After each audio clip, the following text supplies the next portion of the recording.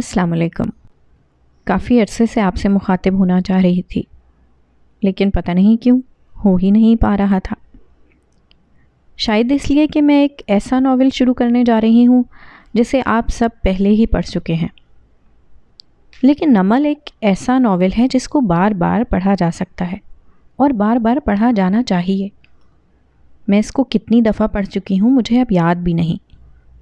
ہر کردار نگینے کی طرح پیوست اور منظر نگاری دل کو چھو جاتی ہے۔ جب یہ ناول میں نے پہلی دفعہ پڑھا، میں نے اس کو دن رات ہر چیز بھول کر پڑھا، کسی اور چیز کا مجھے ہوش ہی نہیں تھا۔ ایک دفعہ اس کو مکمل کر لینے کے بعد میں نے اسے دوبارہ شروع کیا تاکہ تسلی سے ہر باریکی پر غور کر سکوں اور صحیح سے سمجھ سکوں، اور ہر بار جب میں اسے کچھ گیپ کے بعد دوبارہ پڑھتی ہوں تو یہ مجھے پہلے سے زیادہ انٹرسٹنگ لگتا ہے اور اس کے نئے پہلو میری نظر میں آتے ہیں۔ کافی عرصے سے میں کسی اور ناول کو پڑھنے کی کوشش کر رہی ہوں، مگر میں کوئی اور ناول شروع ہی نہیں کر پا رہی۔ اس ناول نے جیسے مجھے جکڑ لیا ہے، اور مجھے لگتا ہے کہ اب جب تک میں اسے پڑھ نہ لوں میں آگے بڑھ نہیں سکتی۔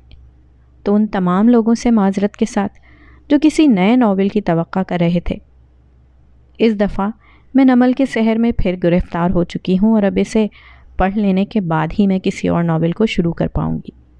سوال یہ ہے کہ نمل میں ایسا ہے کیا؟ کیا یہ ایک اسپریچول ناول ہے؟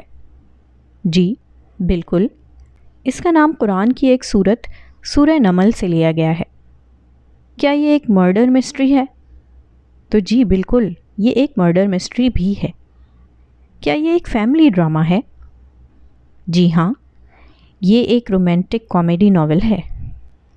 آپ کو کچھ چنکس اس میں رومانس کے بھی ملیں گے۔ کیا یہ ایک سسپنس تھرلر ہے؟ ہاں جی، اس میں یہ سب کچھ ہے، ایک سنگل ناول میں سب کچھ۔ لیکن اس سب کے علاوہ اس میں کچھ ایسا ہے جو جکڑ لیتا ہے، آپ کو آگے جانے نہیں دیتا۔ گزشتہ کئی سالوں سے میں اس کے سحر میں گرفتار ہوں اور نکل نہیں پا رہی۔ اگر سچ کہوں تو نکلنا چاہتی بھی نہیں۔ تو چلیں اس ناول کا آغاز اس کے پیش لفظ سے کرتے ہیں۔ سب تعریف اور سارا شکر اللہ کے لیے۔ شاہ زیب خان قتل کیس اور نیب آفیسر کامران فیصل قتل کیس سے متاثر ہو کر لکھے جانے والا ناول نمل، جو 3 سال پہلے ایک ایک حرف کاغذ پر اتارنے سے شروع ہوا تھا، آج ایک مجسم حقیقت بن کر آپ کے ہاتھ میں ہے۔ یہ خون اور دل سے جڑے نور اور انہی دونوں سے جڑے گناہوں کی کہانی ہے۔ نمل میں آپ کو مختلف اقسام کے لوگ ایک جگہ جمع نظر آئیں گے۔ وہ سب ہماری زندگی کے کسی نہ کسی مرحلے کی ترجمانی کرتے ہیں۔ ان سب میں برائیاں اور اچھائیاں دونوں موجود ہیں۔ نمل کے اچھے کردار اتنے اچھے نہیں ہیں اور برے مکمل طور پر برے نہیں ہیں۔ آپ نے ان سرمئی کرداروں کی اچھائیوں کو اپنانا ہے اور ان کی برائیوں سے سبق سیکھنا ہے۔ ان کے دکھوں سے اپنا کیتھارسس کرنا ہے اور ان کی کامیابیوں سے اپنے لیے راہ متعین کرنی ہے۔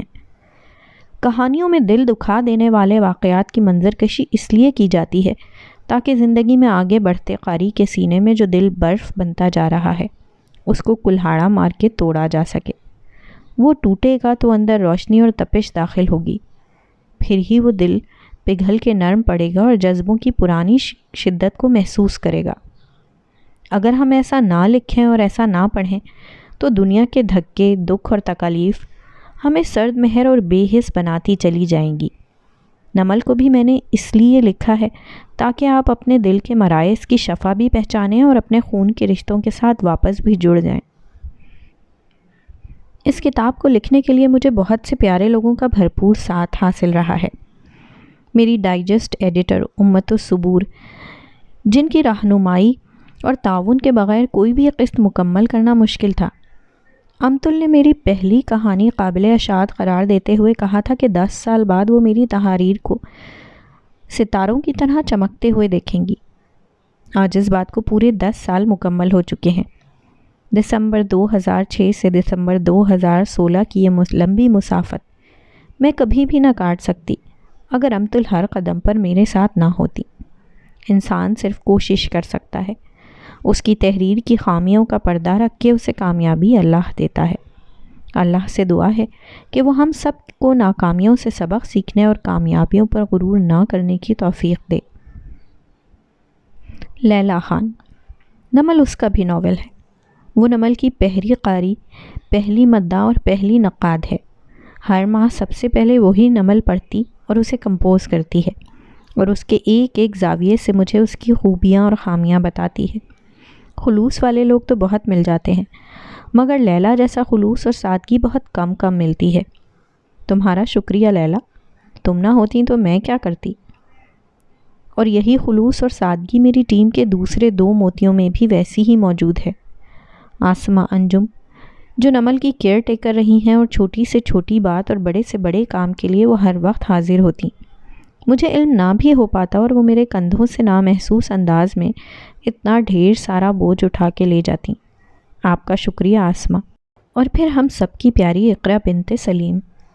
نمل کی کتاب کا ٹائٹل ڈیزائن کرنا ایک طرف اقرا کا ساتھ جو اس عرصے میں مجھے حاصل رہا، وہ خوش نصیبی ہے میری۔ وہ لیلا اور آسمہ کے ساتھ مل کے نمل کی ایک ایسی مضبوط ٹیم بنی رہی جس نے مجھے کسی موقع پر اکیلا نہیں رہنے دیا۔ اس کا احسان میں کبھی بھی نہیں اتار سکتی۔ عائشہ ثاقب اور میرے فیس بک پیج کے تمام ممبرز کا شکریہ جو مجھے شاعری کے چناؤ میں میری مدد کرتے رہے۔ یہ میرا شعبہ کبھی بھی نہیں رہا تھا، مگر آپ سب کی اور بالخصوص عائشہ کے بغیر یہ اتنے اچھے طریقے سے شاید کبھی سر انجام نہ دے پاتی۔ ایڈوکیٹ سائمہ اقبال اور ایڈوکیٹ آمنہ آفتاب کا بے حد شکریہ، جن کی رہنمائی میرے ساتھ ہر وقت رہی، اور ان تمام لوگوں کا بھی شکریہ جن کی جاب کی حساسیت کی وجہ سے میں ان کا نام نہیں لکھ سکتی، لیکن ان کے بغیر میں نمل ناول شروع بھی نہ کر پاتی شاید۔